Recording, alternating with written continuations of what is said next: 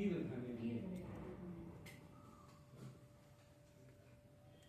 तो एक रहीम का और भी याद आता है मुझे कि कभी रहीम जलपंख को लघु जी पियत अनहार, उधर ही बड़ाई कौन है जगत प्यासी जाए। सागर बहुत बड़ा है लेकिन उससे किसी की प्यास नहीं मिलती।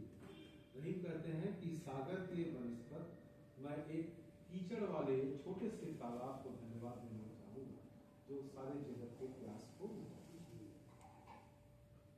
आज मोदी जी बहुत महासागर की तरह हैं, डंका विश्व में बज रहा है, लेकिन विश्व पटल में जब भारत की बात होती है तो अभी हाशिए में धकेल दिए गए गांधी से ही भारत की पहचान।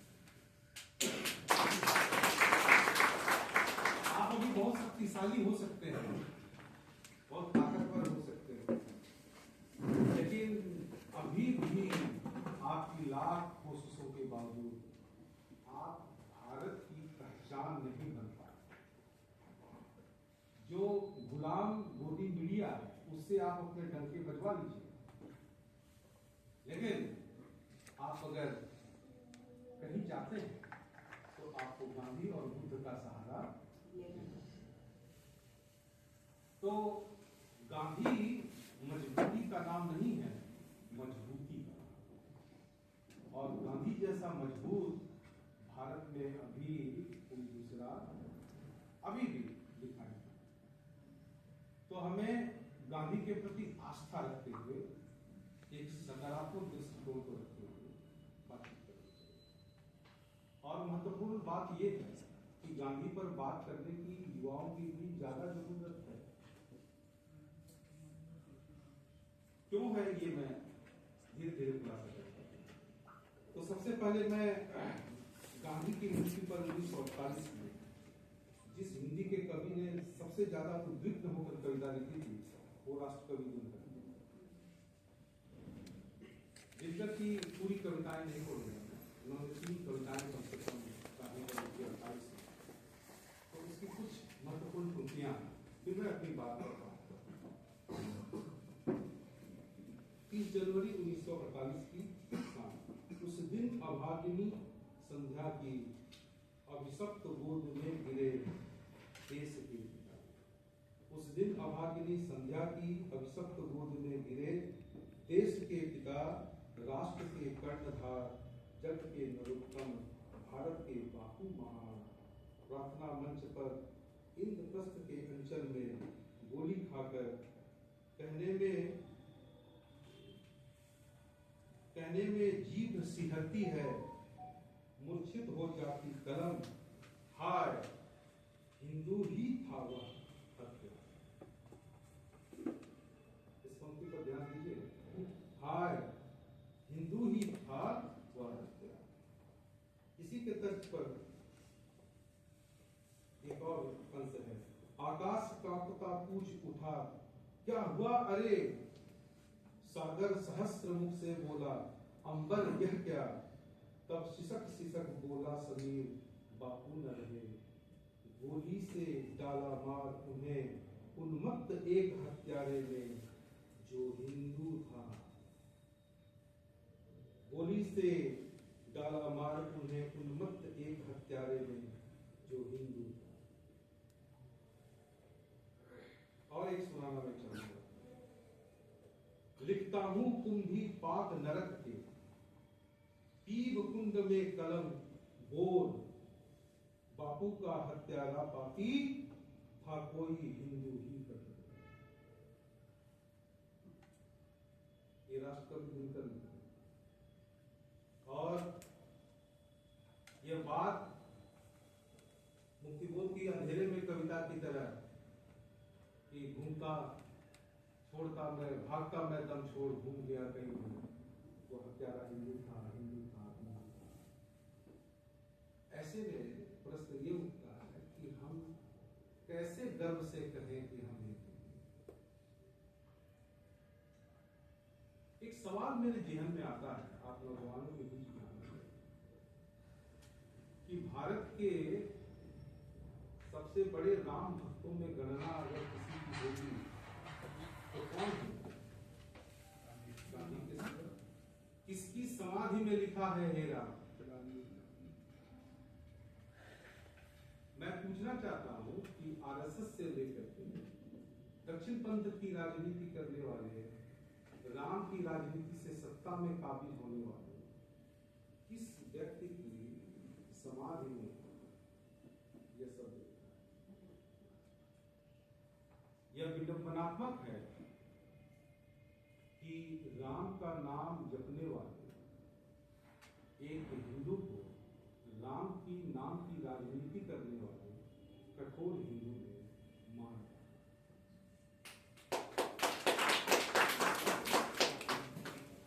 यहां चयन का सवाल खड़ा होता है, आपके विवेक का सवाल खड़ा होता है कि किसके राम सच्चे हैं, कौन सच्चा राम है? अभी के राम के अनुयायी सच्चे राम भक्त हैं या गोली चलाने वाले सच्चे राम? और मुझे बहुत अफसोस होता है कि जिस गुजरात से गांधी आए हैं सत्ता पर काबिज, उसी गुजरात के प्रधानमंत्री के शासनकाल में गांधी के पुतले पर बैलून में लाल रंग भर करके और गोली चला करके वह रक्तपात और हत्या की घटना को मीडिया में दिखाया है ना। और गांधी की धरती का आया हुआ व्यक्ति जो प्रधानमंत्री है चुप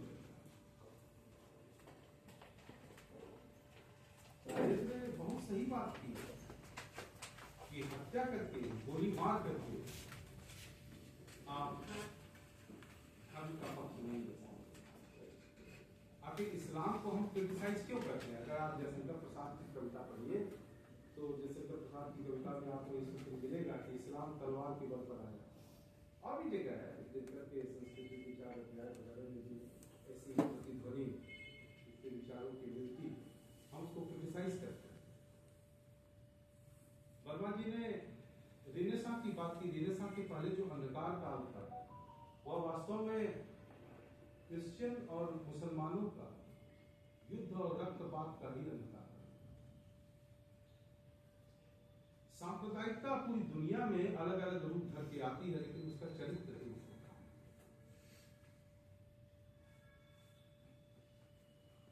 और उस चरित्र को समझना बहुत जरूरी है, नहीं तो हम इस सांप्रदायिकता के खिलाफ लड़ रहे हैं।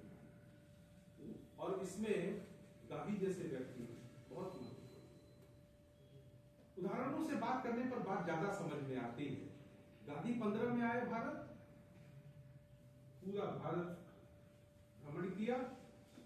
16 में साबरमती, 17 में चंपारण, 18 में खेड़ा और 19 में असंविधान।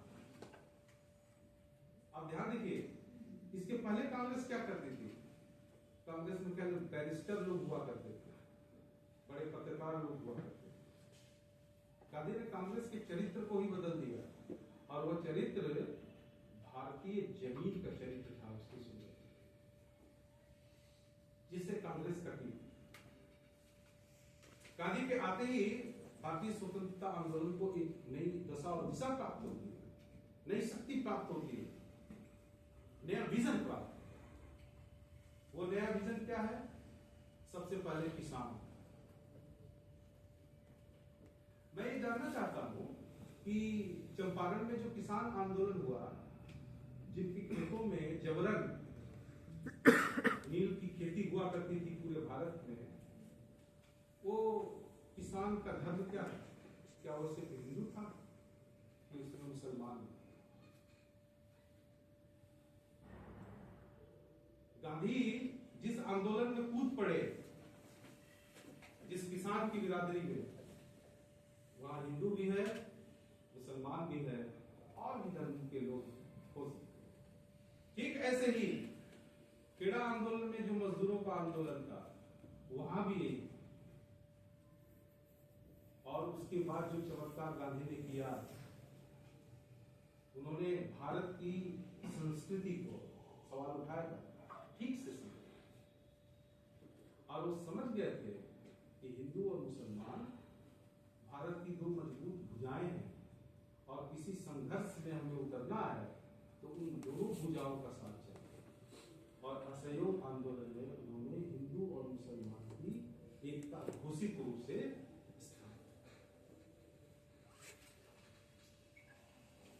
इतिहासकार खिलाफत आंदोलन का सपोर्ट वही है। अब देखिए, बहुत सारे इतिहासकार कहते हैं कि अंग्रेजों ने फूट डालो और बांटो और राज करो की नीति अपनाई थी। गांधी ने इसको पहचाना था। गांधी के पहले तिलक ने क्यों नहीं पहचाना? वो शिवाजी महोत्सव करते थे, वो गणेश महोत्सव करते थे, उद्देश्य ठीक था, कोई बात नहीं है। लेकिन जिसको हम भारतीय संस्कृति कहते हैं, उसकी ताकत कहते हैं, उसको बड़े स्तर पर पहचानने वाले गांधी थे, मजबूती के साथ, और उसको उन्होंने पास में लाया। तो जो भी हो, ऐतिहासिक वक्त से जो राज्य जनित सांप्रदायिकता थी, उस सांप्रदायिकता को गांधी ने इतनी मजबूती के साथ इनकाउंटर किया था, और वो काउंटर थ्योरेटिकली नहीं था, बल्कि हमारे स्वाभाविक जीवन में हिंदू और मुसलमान कैसे एक धारा में बंधे हुए साथ रहते हैं, वो अजनबी तत्व नहीं है एक दूसरे के लिए, वो एक जमीन पर एक साथ रहने वाले, स्वाभाविक रूप से साहचर्य जनित जीवन जीने वाले सहवासी। और इसका प्रतिफलन हमको कहाँ मिलता है? इसका प्रतिफलन हमको मिलता है प्रेमचंद की कहानी में। क्या आप पंचपश्चिमेश्वर को भूल जाएंगे? ये गांधीवाद की अभिव्यक्ति वहां होती है। बड़ी अजीब सी बात है, प्रेमचंद का विजन क्यों इतना महान है?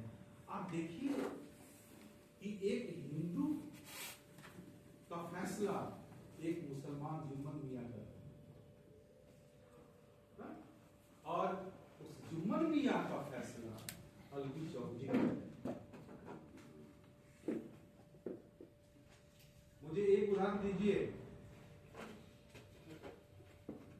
जहां पूरे इंडियन स्टोरी में ऐसे आपको बिरले उदाहरण मिलेंगे जहां कोई पंच बैठता है, पंचायत बैठती है, और उसका मुख्य पंच हिंदू के फैसले को लेने वाला होता है और मुसलमान के फैसले को नहीं।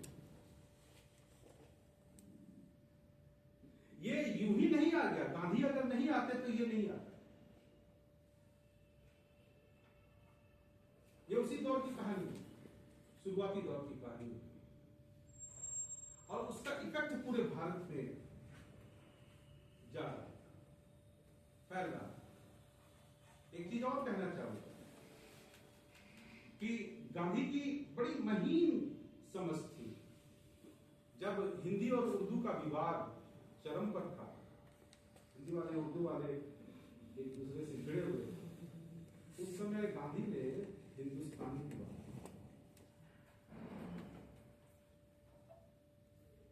ना हमें क्रिस्ट अरबी फारसी वाली उर्दू चाहिए और ना हमको तत्सम प्रधान हिंदी चाहिए, हमें तो बोल चाल की हिंदुस्तानी चाहिए, और हिंदुस्तानी को ही राष्ट्रभाषा बनाई। और फिर उस हिंदुस्तानी का सबसे समर्थ मैनिफेस्टेशन अगर किसी ने किया तो उसके अन्यतम है ना। और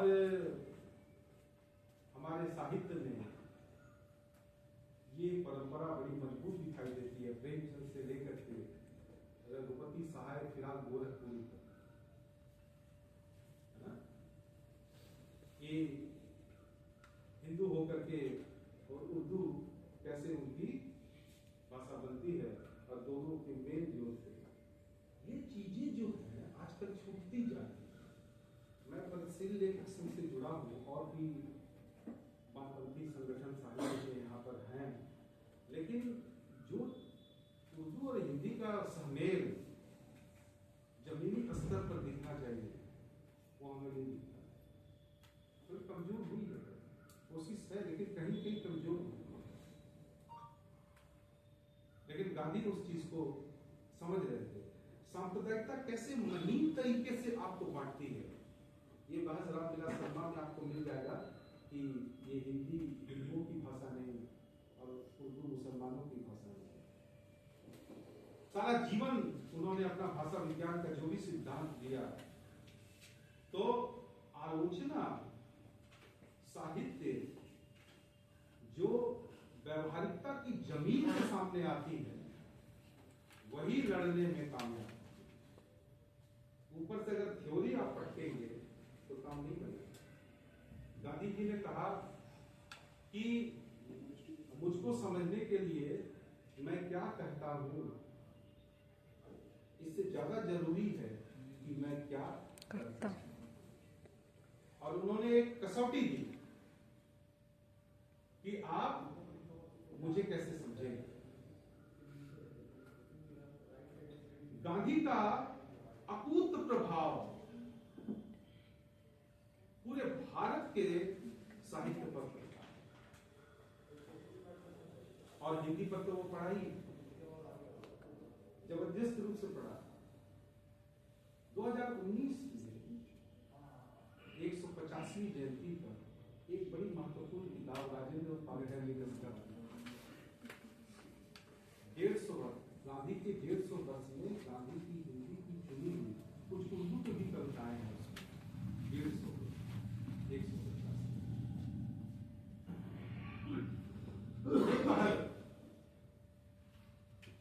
और उसको पढ़ते हुए मुझको मुक्तिबोध याद आता है। अब कहने को तो मुक्तिबोध की अंधेरे में एक मार्क्सिस्ट विचारधारा की कविता है, लेकिन आप देखिएगा उसमें तिलक भी है और गांधी भी है। और तिलक और गांधी का वर्णन किस ढंग से किया गया, चांद का मुखड़ा में भी। एक चीज यहां और मैं कहना चाहता हूं कि सांप्रदायिकता को हमारे यहां सिर्फ हिंदू और मुस्लिम सांप्रदायिकता के रूप में ज्यादातर व्याख्यायित कहा जाता है और बताया जाता है। लेकिन मैं आपसे ये कहना चाहता हूं कि ये सिर्फ हिंदू और मुस्लिम सांप्रदायिकता नहीं है। मुसलमान तो 10वीं शताब्दी के बाद आते हैं, तो आप कह सकते हैं कि भारत में सांप्रदायिक चेतना थी ही नहीं। भारत बहुत पाक साफ था। बौद्धों का उत्थान और बौद्धों का पतन, बौद्धों के पतन में है ना, सिर काट के जो लाएगा उसको स्वर्ण मुद्रा दी जाएगी। इससे बड़ी सांप्रदायिकता और क्या है ना। हमारे रूढ़िवादी हिंदी साहित्य के इतिहास में, जैसे रामचंद्र शुक्ल के इतिहास में, जिस तरह से सिद्धों और बौद्धों की चर्चा होती है, आप चकित रहिए। वो भाषा भी बहुत संकीर्ण है। इतने बड़े विद्वान से ऐसी भाषा की प्रत्याशा नहीं की जा सकती। लेकिन जरा आप देखिए, आप उन चीजों को पढ़िए। और यहां तक कि उन्होंने 10 ग्रंथों को जो उस समय उपलब्ध था, 22-23 ग्रंथ, उसमें से 10 ग्रंथों को जो बौद्धों जैनों का था उसको साहित्य की सीमा से बाहर कर दिया। हजारी प्रसाद द्विवेदी ने उस पर प्रश्न उठाया। तो ये चीज आप ध्यान से देखिएगा। मुझे लगता है कि हिंदू मुसलमान दंगे में जितनी जाने नहीं गई, जैसे कि आजादी के बंटवारे के समय में जान जो गई थी, उस बंटवारे के समय को याद करते हुए आप देखिएगा, भारत का इतिहास पढ़िएगा, उसमें बौद्धों के दमन का ऐसा ही विभत्स रूप आपको देखने को मिलेगा, भयानक रूप देखने को। तो सांप्रदायिकता हमने बताया था ना कि चरित्र एक होता है, लेकिन स्थिति के अनुसार वो चेहरा बदल बदल कर हासिल होता। तो ये ना सोचिएगा कि मुसलमानों के आने से ही भारत में सांप्रदायिकता पैदा हुई। आप राम पुनियानी के सारे वीडियोस देखिए, उसमें कितना बढ़िया से वो समझाते हैं कि शिवाजी के साथ कौन कौन लड़ रहे थे, महाराणा प्रताप के साथ कौन कौन मुसलमान लड़ रहे थे, और सत्ता में काबिज अकबर महान उसके पक्ष में कौन लड़ रहा है ना। वो हिंदू मुस्लिम सांप्रदायिकता नहीं थी, वो एक राष्ट्रीयता की प्रतिस्पर्धा थी। तो हमें जरा सा उसको देखना है। और गांधी जब खिलाफत मूवमेंट असहयोग आंदोलन से अपनी बात शुरू करते हैं, तो मैं समझता हूं कि भारत की उसी सांप्रदायिकता विरोधी संस्कृति को वो सैद्धांतिक रूप से सामने रखते हैं। ये गांधी की बहुत बड़ी ताकत है। और दलितों के प्रति जो भारतीय समाज का दृष्टिकोण रहा है, वो किसी सांप्रदायिकता से कम है क्या? मतलब मैं वर्मा जी ने बहुत सारी बातें बताई, लेकिन मैं ये चीज देखता हूं कि मुझे तो लगता है कि जो अंत्य समाज है, जो हाशिए पर पड़ा हुआ समाज, गले में कमर में गले में घड़ी बांध देना, कमर में धागा बांध देना, इनकम टैक्स लेना, लोअर कास्ट की स्त्रियां कमर से ऊपर कपड़ा नहीं पहन सकती हैं, ये तो सांप्रदायिकता से घृणित सा भयानक सांप्रदायिक। तो गांधी जब अस्पृश्यता के खिलाफ संघर्ष कर रहे होते हैं, तो सांप्रदायिकता के दूसरे दक्षिणपंथी शक्ति पर प्रहार करते हैं। और गांधी के कई स्टेटमेंट हैं, कई दलित लेखक भी हैं महाराष्ट्र के, जिन्होंने लिखा, जैसे कोलगे साहब ने लिखा कि गांधी अस्पृश्यता को स्वराज प्राप्ति का, अस्पृश्यता विरोध को स्वराज प्राप्ति का सबसे बड़ा रास्ता माना। अभी बहुत सारी किताबें आई हैं, आप नौजवानों को जरूर पढ़ना चाहिए। जैसे अरुंधति राय की किताब आई, एक था डॉक्टर, एक था संत। और उस डॉक्टर और संत वाले मामले में थोड़ा सा गांधी जी को ग्रे कलर में दिखाया गया है, और अंबेडकर को थोड़ा सा अपर हैंड दिया गया है। आपको बड़ा आश्चर्य होगा कि उसका जवाब उनके पर पोते राजीव गांधी ने लिखा है। वो एक बहस थी।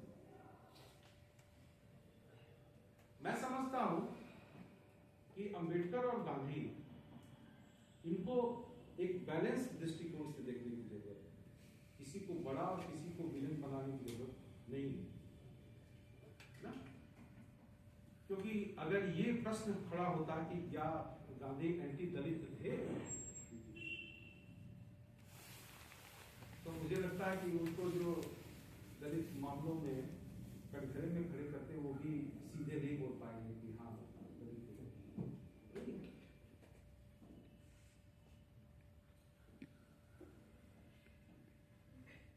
गांधी की समस्या ये थी कि गांधी ने वर्णाश्रम को समर्थन दिया, लेकिन उनका वो वर्णाश्रम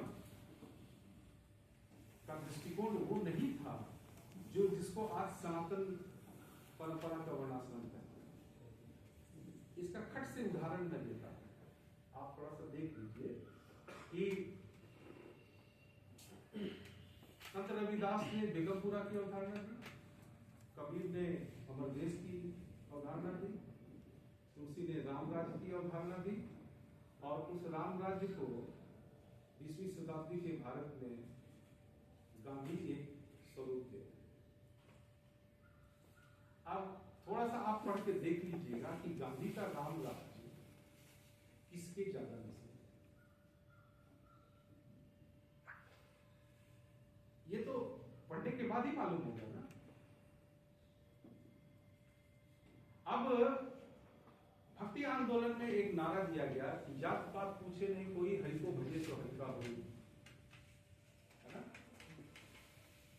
नारे को सगुण धर्मी भक्ति आंदोलन की परंपरा में क्यों भुला दिया गया?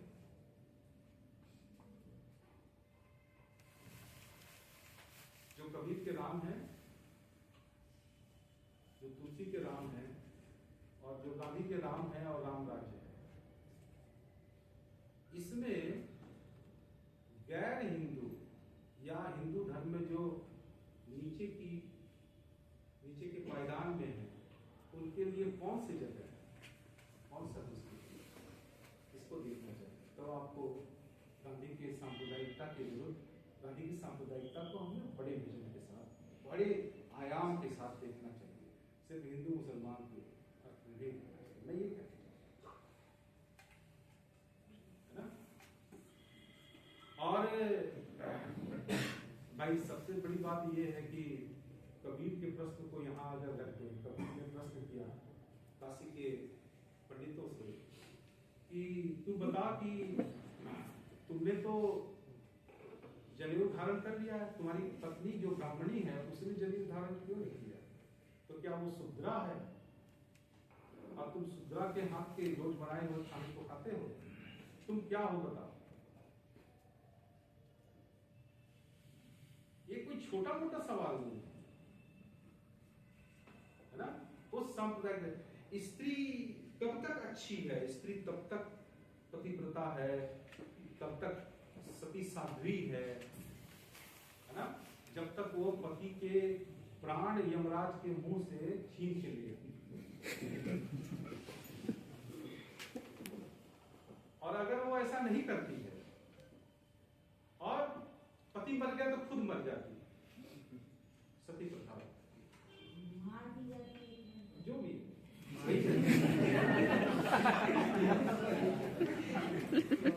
मैडम हमारे सीनियर हैं। तो अब आप देखिए, आप उसको क्यों नहीं देखते? गांधी जब आते हैं, उमा नेहरू जब 1909 में स्त्री दर्पण शुरू करती है, तो उमा नेहरू पूरा क्रेडिट देती है गांधी को कि सार्वजनिक पटल पर, हमारे घर की किचन की चौहद्दी से, चौखट से बाहर स्त्री को लाने में विदेशी कपड़ों की पिकेटिंग हो, है ना, विदेशी माल का बहिष्कार हो, इसमें सबसे ज्यादा भूमिका गांधी की मानते हैं। हम नहीं कहेंगे, ये उमा नेहरू से लेकर स्त्री दर्पण की पूरी जो परंपरा है, इस पूरी परंपरा में आप चलिएगा, तो हमारी जो विरासत वहां से शुरू हुई थी, ये यहां तक आकर के होती। अब यहाँ भगत सिंह का नाम लिखा हुआ, अम्बेडकर का नाम लिखा है। अम्बेडकर और उसके रास्ते, अगर हम भारतीय संस्कृति को डिफाइन करें तो वो सिंधु घाटी की सभ्यता से शुरू आकर ज्ञान परंपरा की बड़ी बात की जाती है। उसमें सिंधु घाटी की सभ्यता को बिल्कुल छोड़ दिया गया, जो मातृ प्रधान समाज था, जो अर्बन कल्चर का समाज था, है ना? आपको मालूम होना चाहिए कि जो आधुनिकता का टाउन प्लानिंग है वो वहां था। वो इस तरह से वर्णाश्रम में बटा हुआ नहीं था, वो पढ़ा लिखा समाज था, उसकी अपनी लिपि थी, और कहते हैं कि ब्राह्मी लिपि के पहले की लिपि है। आज के संदर्भ में वो अब उस परंपरा की बात नहीं की जाती, लेकिन आप भारतीय संस्कृति की पहचान शुरू करेंगे तो बुद्ध से शुरू होकर हमारे संत कबीर और भक्त शब्दों से होते हुए आते आते आते आते अम्बेडकर तक आते हैं। तो बुद्ध, गांधी, अम्बेडकर और भगत सिंह, ये हमारी देशज भूमि से, इनके बिना आप भारतीय संस्कृति और सांप्रदायिकता के विरुद्ध लड़ाई का थ्योरी खड़ा नहीं कर सकते। 22-23 साल की उम्र में भगत सिंह ने सांप्रदायिकता और अस्पृश्यता, जाति के खिलाफ जो लिखा है, गांधी उससे भीतर नहीं जाते। ये ठीक है कि गांधी उतने रिजिड और उतने आक्रामक नहीं है, लेकिन उनमें वो स्पिरिट नहीं है। आप इस बात को देखो,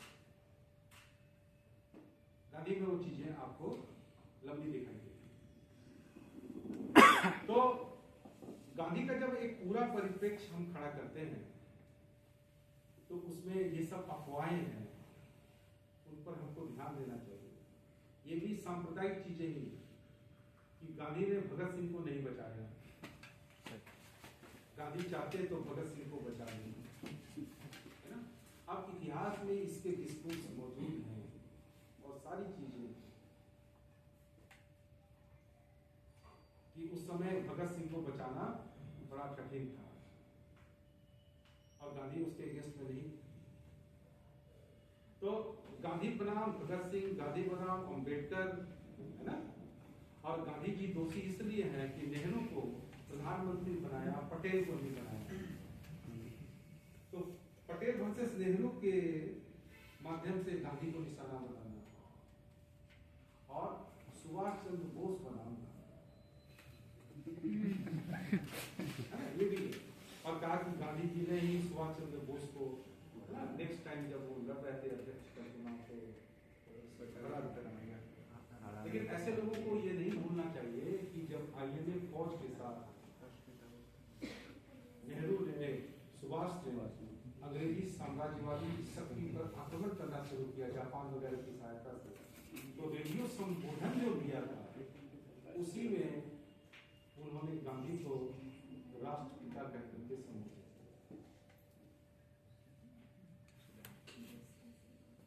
तो आज हिंदू राष्ट्र, है ना, जिसकी नींव सांप्रदायिकता पर टिकी हुई है ना, इसके रास्ते के सबसे बड़े कांटे के रूप में गांधी, जो भारतीय संस्कृति की पूरी विरासत को समेटे हुए एक स्तंभ था। इसलिए गांधी पर डायरेक्ट हमला नहीं होता है, क्योंकि वो जानते हैं कि बहुत बड़ी बात है। अभी बीच में आपने सुना होगा कि केन्या और दूसरे दक्षिण अफ्रीकी देशों में यूनिवर्सिटी के और चौराहों पर गांधी की प्रतिमा हटाने की प्रक्रिया शुरू हुई, लेकिन वह पानी के बुलबुले की तरह जैसे आई और चली। रामचंद्र गुहा ने, जो गांधी के बहुत बड़े अध्येता हैं, उन्होंने साफ लिखा है कि 30-31 के बाद एक तो भगत सिंह की फांसी होती है और दूसरा अंबेडकर के साथ सोना पैक्ट होता है। इसके बाद गांधी में बहुत तेजी से परिवर्तन आया। गांधी जी बहुत बदल रहे थे, है ना। और गोलमेज सम्मेलन में ही अंबेडकर ने दलितों के आरक्षण की बात की, एक मुद्दा उठाया, है ना। और जब भारत का संविधान बनता है तो क्या हमें आपको लगता है कि वो आरक्षण का जो मुद्दा था वो नेहरू और गांधी जैसे लोगों के सपोर्ट के बिना रखा जा सकता था संविधान में, है ना। और दूसरी बात, बाबा साहब अम्बेडकर को कानून मंत्री बनाया जाता है, श्यामा प्रसाद मुखर्जी भी उसमें थे, लेकिन श्यामा प्रसाद मुखर्जी की नेहरू कैबिनेट में भूमिका देखी कितना कंस्ट्रक्टिव है, और बाबा साहब अम्बेडकर की भूमिका देख लीजिए कितना कंस्ट्रक्टिव है। ये तो इतिहास के पन्नों में, है ना। तो कश्मीर कश्मीर कश्मीर एक मुद्दा,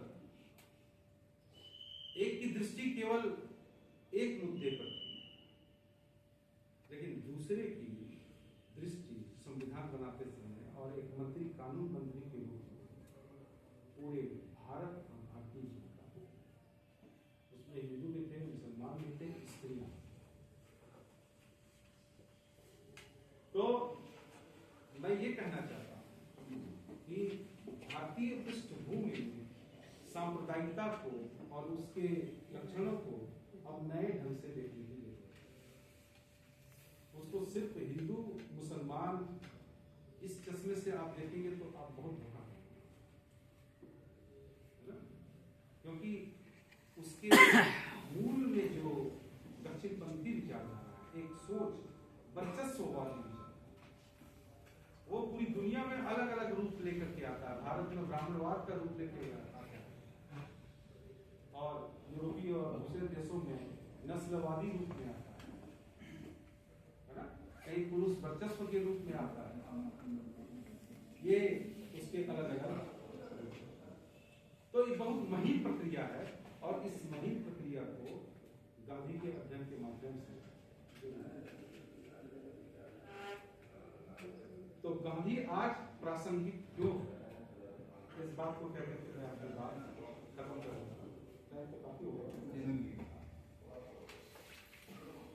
गांधी की प्रासंगिकता को हम कैसे रेखांकित करेंगे? आज गांधी क्यों हमारे लिए इतने जरूरी है 21वीं सदी में? क्योंकि गांधी के सपनों के भारत का निर्माण अभी तक पूरा नहीं हुआ, जिसमें भारत स्वतंत्र है लेकिन भारत मुक्त नहीं। हो सकता है कि गांधी की रीच इन मामलों में एक सीमित दायरे में हो, लेकिन शुरुआत वो जरूर करते हैं। दलित मुक्ति, हाशिए के समाज की मुक्ति, स्त्री मुक्ति, किसान मजदूर की मुक्ति, है ना, और गरीबी से मुक्ति, और भारतीय गांव का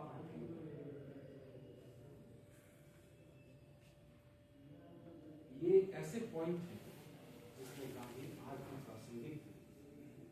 और गांव की समस्या के पीछे, स्त्रियों की बदहाली के पीछे, है ना, ये सब वर्चस्ववादी सांप्रदायिक दृष्टि का प्रभाव। वरना ये हम कैसे सोच सकते हैं कि जिस प्रेमिका के साथ लिव टुगेदर में हम 6 महीना, साल भर, 2 साल, कई साल रहे हैं, उससे अनबन होने पर उसको आराम मशीन से टुकड़े टुकड़े में काट, ये हो नहीं सकता। तो अहिंसा केवल एक धार्मिक स्पिरिचुअल बात नहीं है, अहिंसा एक कल्चर है जो बुद्ध ने दिया था और गांधी ने आधुनिकता के परिप्रेक्ष्य में उस अहिंसा को केंद्र में लाया। गांधी की सबसे बड़ी उपलब्धि और गांधी का सबसे बड़ा योगदान, और इस अहिंसा से ही जो आधुनिक डेमोक्रेसी है, जिए और जीने को डिफाइन किया गया। ये तो बात नहीं। तो आज गांधी को पढ़ने की बिल्कुल दूसरे चश्मे से जरूरत है। हमारी 21वीं सदी में गांधी कितने उपयोगी हो सकते हैं, इसको देखने की जरूरत है। इसको देखते हुए जब हम गांधी को नए सिरे से पढ़ते हैं तो बहुत ही उपयोगी होती है। और चावल चाहे जितना भी बढ़िया क्यों ना हो, कुछ भूसी उसमें रहता है, तो उसको छाप लेते हैं हम बिरयानी को। तो ये आपको छापने का विवेक पैदा होता है, ठीक है ना। इसलिए ये नए भारत के निर्माण में भगत सिंह अम्बेडकर के साथ गांधी के भी रास्ते को अगर हम शामिल कर लेंगे तो नुकसान नहीं है।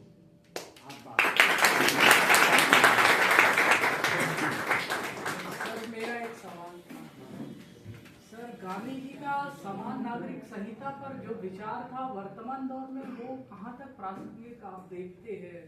जो यूसीसी पे उनके दिए मत है, जो अन्य नीति निर्देशक तत्वों में भी उस समय अंबेडकर साहब ने शामिल किया था, तो अभी कुछ समय में उत्तराखंड ने जैसे लागू किया, तो ये अभी वर्तमान दौर की स्थिति में आप क्या मानते हैं? अच्छा हुआ आपने याद दिला दिया। उत्तराखंड लागू हुआ है। एक तरह की सांप्रदायिक दृष्टि की उपज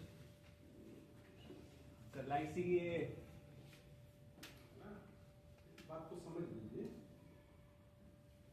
ठीक है। वो कैसे हम बताते हैं, आप जरा देखिएगा, ये 5 उंगलियां हैं, ये कोई तो बराबर नहीं है, एकदम बहुत आराम से देखते हैं। तो अब हम कहें कि ये उंगली बहुत बड़ी है, सबसे बड़ी है, और ये उंगली सबसे छोटी है, तो क्या इसको बात से लिख देंगे, कोई तैयार होगा? समानता का मतलब क्या होता है ना? ये यूनिफॉर्म और इक्वालिटी, ये दो अलग अलग चीजें हैं, है ना? तो यूनिफॉर्म करना मतलब एक को सिमिलर कर देना, और इक्वलिटी का मतलब सबको समानता की निगाह से, दोनों में फर्क है। अब एक बात बताइए कि इस यूसीसी का, वही मैंने बोला ना, इस यूसीसी का सबसे ज्यादा जो निशाना है वो मुस्लिम समाज, लेकिन आप मुस्लिम समाज को छोड़ दीजिए, मुस्लिम समाज को छोड़ दीजिए, आप गैर मुस्लिम समाज जो भारत में है, आदिवासी हैं, है ना, दूसरे प्रांतों के लोग हैं, दक्षिण भारत के लोग हैं, उनके अपने सामाजिक नियम, जैसे जहां मैं रहता था CLW जंगल में, तो मेरे बगल में आंध्र प्रदेश के उनके घर में आते जाते, तो उनका एक बेटा था, वो शंकर राव नाम है, को याद, तो वो बड़ा हो गया, उसकी शादी की बात हो रही थी। देखिए कितने, आपको बड़ा अटपटा लगेगा, लेकिन ये हिंदू समाज में है, ऐसी बहुत सारी चीजें हैं। वहां ये बात हुई कि उसके मामा की लड़की से उसकी शादी तय, क्योंकि वहां परंपरा, और वो लड़का यहाँ बंगाल में नॉर्थ इंडिया में रहने लगा था, यहीं पला बड़ा, तो उसका संस्कार यहाँ के लोगों के जैसा हो गया, तो उसको बड़ा खराब लगा, लेकिन उसके यहाँ बड़ी चीजें। मैंने इधर सीतापुर के एरिया में भी देखा बुआ की लड़की से और तमाम इस तरह की शादियों की परंपरा। आप हिंदू समाज में भी देखेंगे तो उनकी खान पान, शादी ब्याह, संस्कृति, कर्म कांड, ये बहुत अलग अलग होते हैं। तो आप अपने नजरिए से देख रहे हैं, जैसे कि बी भारत तलवार सर ने एक संस्मरण हम लोगों को सुनाया कि वो नॉर्थ ईस्ट में गए थे, तो वहां गोकुल जैसी व्यवस्था है। अब गोकुल व्यवस्था क्या है कि जो शादी योग्य लड़के लड़कियां हैं, उसको सामाजिक छूट होती है, वो एक साथ रहते हैं, एक घर में रहते हैं कई कई दिनों तक। हमारे यहाँ तो मार हो जाए ना, तो जवान बेटा बेटी किसी की भी हो, अगर आपस में बात करते हैं तो गोली चल जाएगी। उसका भाई जवान है तो राणा प्रताप की तरह उसका खून बन गया, 200 डिग्री सेंटीग्रेड हो गया, और जो मिलेगा वो मार। आप अपने नजरिए से आदिवासियों को देखते हैं, अपने नजरिए से दक्षिण भारतीयों को देखते हैं, अपने नजरिए से दूसरे लोगों को देखते हैं, ठीक है ना। अब जैसे कि बंगाल के ब्राह्मण नहीं है क्या, जब नवरात्र होता है, जब तो बंगाल में पैदा हुए, उनके घर में और ज्यादा मांस मछली सब होता है। तो आप यूसीसी में बंगाल के ब्राह्मण को कहने लगे कि नवरात्रि में मछली मत खाना। इसका सबसे बड़ा दोष क्या है कि आपने एक बना लिया अपने, भाई कैसे आप तय कर लिए कि आप श्रेष्ठ हैं और मेरा जो कुछ है वही श्रेष्ठ है। यहाँ एक हिंदी में बड़ा शब्द चलता है समन्वयवाद, मुझे बड़ी हंसी आती है, ऐसा फेक शब्द हमने नहीं देखा। समन्वयवाद में क्या है कि तुम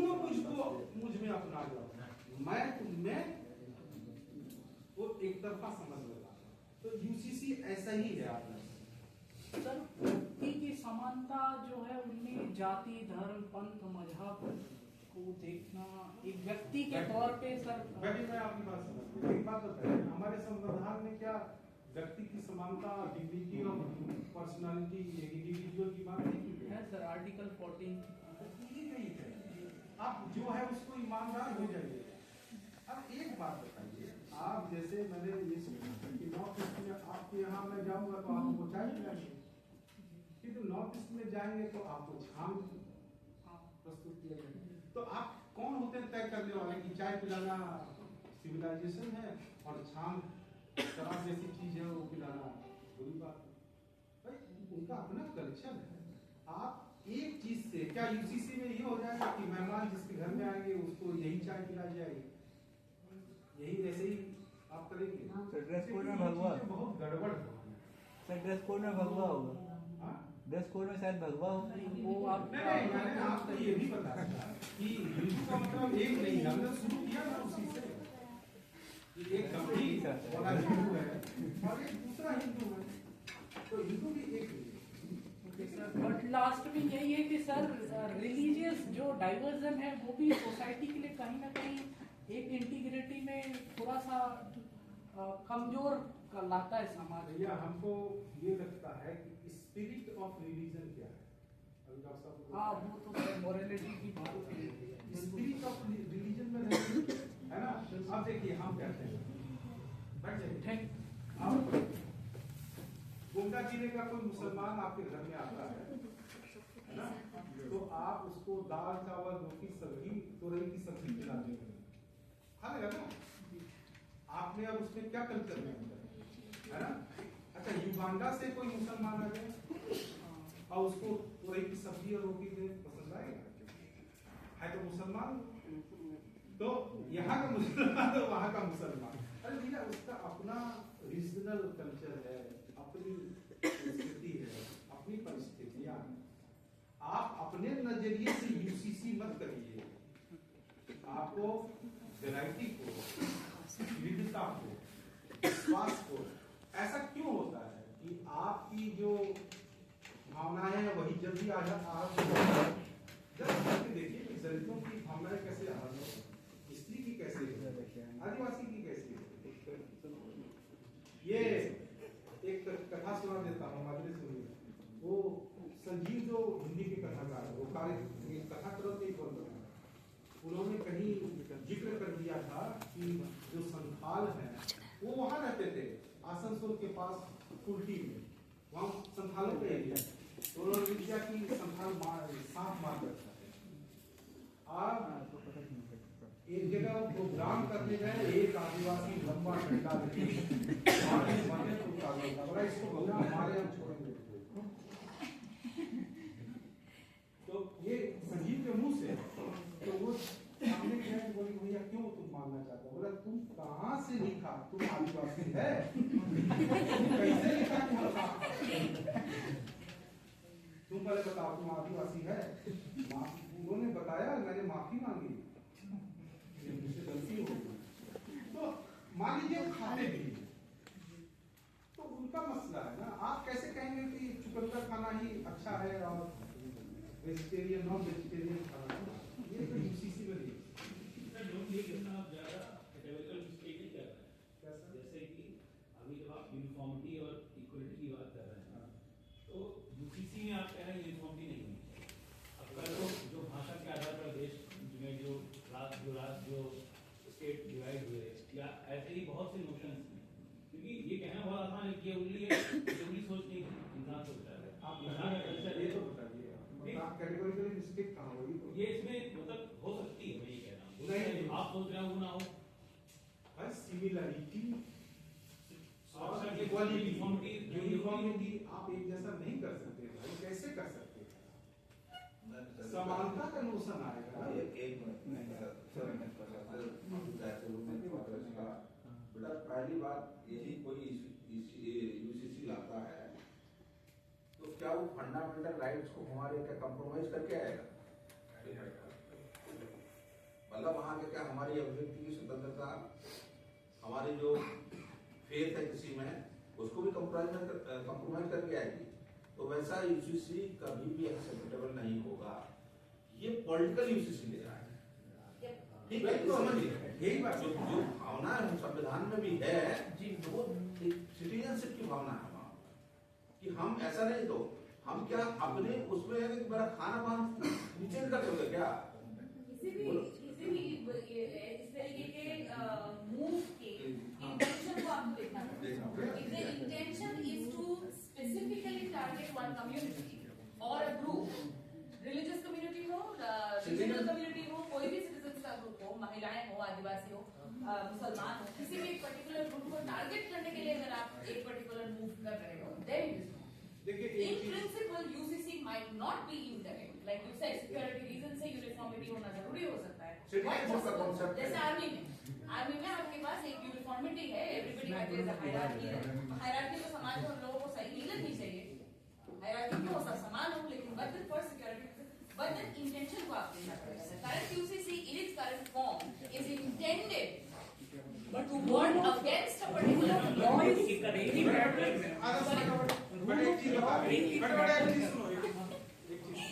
जैसे दावा किया जाता है कि एक आदिवासी हमारी राष्ट्रपति,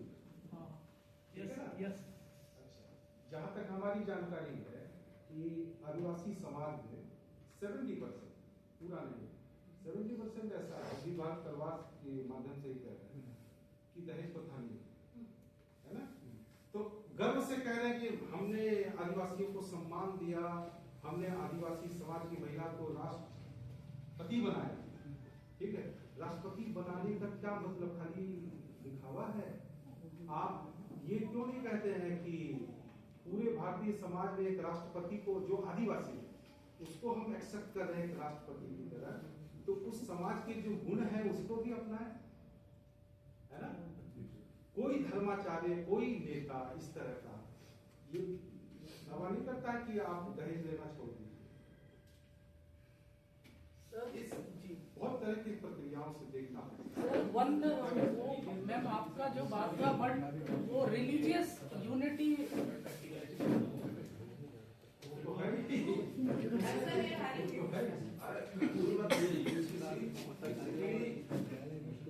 यदि आप उसकी बात करेंगे ना तो सिटीजनशिप का कॉन्सेप्ट समझिए कि भारत के सभी नागरिक एक देश हों। एक देश का मतलब ये कि ये संवैधानिक अधिकार है, तो इसका मतलब कभी फंडामेंटल राइट आपके कंप्रोमाइज नहीं होंगे।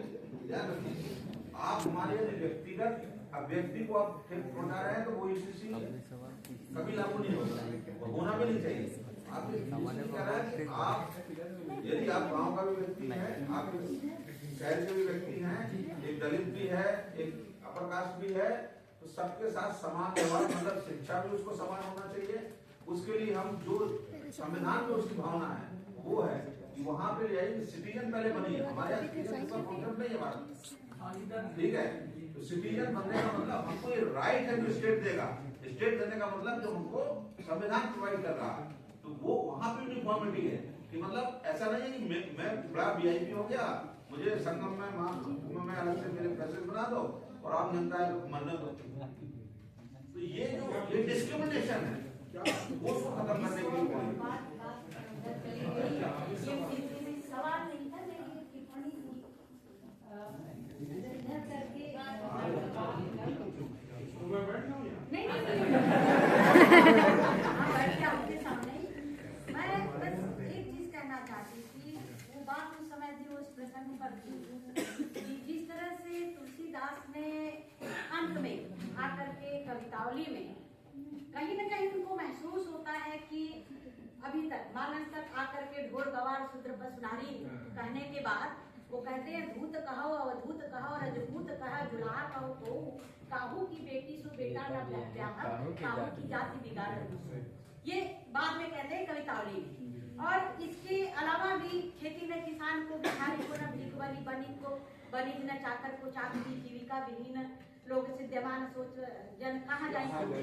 थोड़ा सा हाँ, तो ये आखिरी समय में कवितावली में आकर के करते हैं। वो गांधी जी जिन्होंने ये महसूस किया था कि स्त्रियां घर की रानी हैं, स्त्रियां घर की रानी है, कोई जरूरी नहीं है कि उनके हाथों में हथियार ही हो। अगर कुछ दिन बाद वहीं पर टिप्पणी की कि गांधी जी अंत तक आते तक, जैसे तुलसीदास आते आते शायद कुछ दिन और जीवित रहते तो उनकी जो वर्ण व्यवस्था थी वो शायद धराशायी हो जाती, क्योंकि जब स्वयं व्यक्ति भोगता है, उसके कष्ट को महसूस करता है, तब उसको समझ में आता है कि ये चीज गलत है। और गांधी जी भी अंत तक महसूस कर लिए, क्योंकि कस्तूरबा गांधी उनके पीछे पीछे चली और कितना बड़ा उनको बल मिला, और इसी से उनको भी ये पता चल जाता कि स्त्रियां सिर्फ घर की ही रानियां नहीं बल्कि देश की रानी है और आगे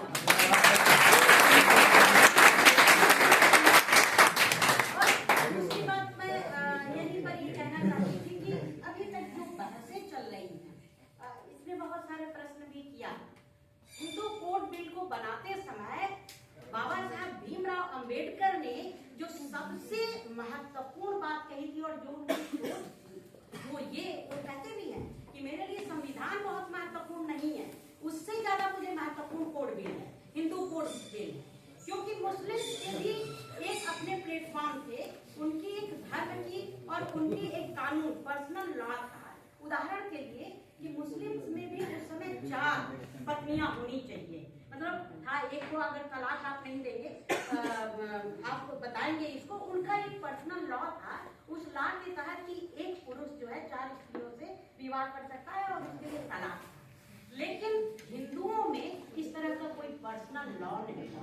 एक राजा जो है एक नहीं 100 रानियों से विवाह करता था, ये हिंदू धर्म कहता है, और उसमें तो कहीं लिखा नहीं है। लेकिन दूसरे जगह अभी डॉक्टर साहब ने यहीं पर मैं बात करना चाहती थी, इन्होंने एक उदाहरण दिया कि मेरे पड़ोस में थे और विवाह कर रहे थे।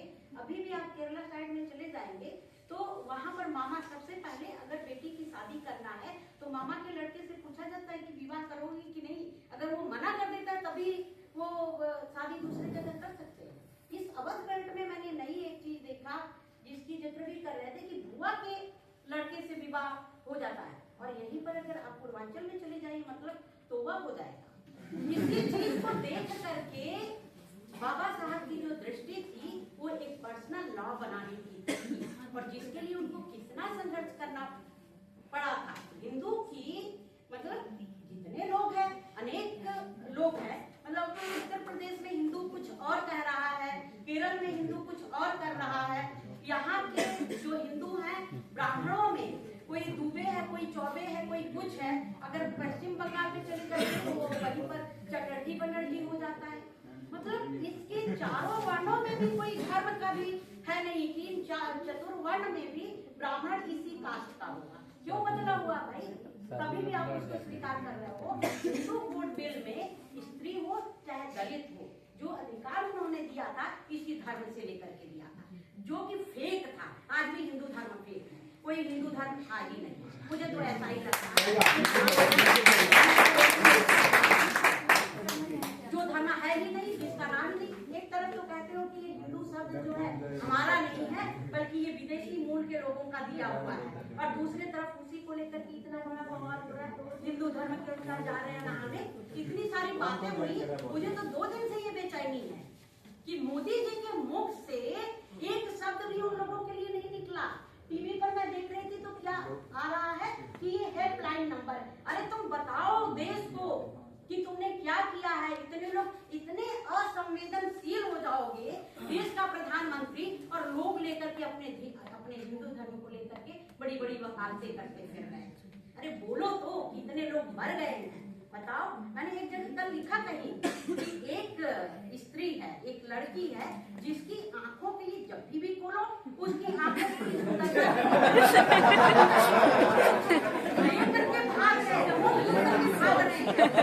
सलमान खान का मुंह देख करके दे रहा है, कोई कभी डायरेक्टर आ जा रहा है। सौंदर्य आज मतलब उसकी दृष्टि में सिर्फ सुंदरता ही है। आज का जो पुरुष है उसकी सुंदरता के पीछे भागने वाला है। बिहारी सब आंखों की बात कितनी तरह और हम इतना विज्ञान के युग में आ गए। रोज जाकर के तुम ट्रेन से आ जाएंगी, काली आ जाएंगी, पीली आ जाएंगी, लेकिन तुम अभी वहीं पर हो। और आज वो कहाँ बनाने वाले जब कहीं नहीं है।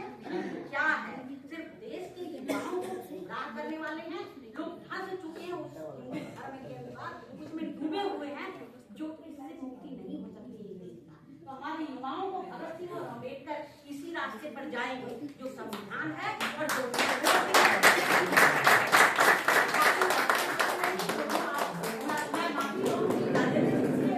डॉक्टर साहब से कि मतलब जो कल परसों से जो चल रहा है, जो धर्मात्मकता है, वो आप देखिए बहस करने की जरूरत है। बहस करने के लिए हॉल तक नहीं मिल रहा है, जिसमें बुलाया जाए हॉल तक मिल नहीं रहा है।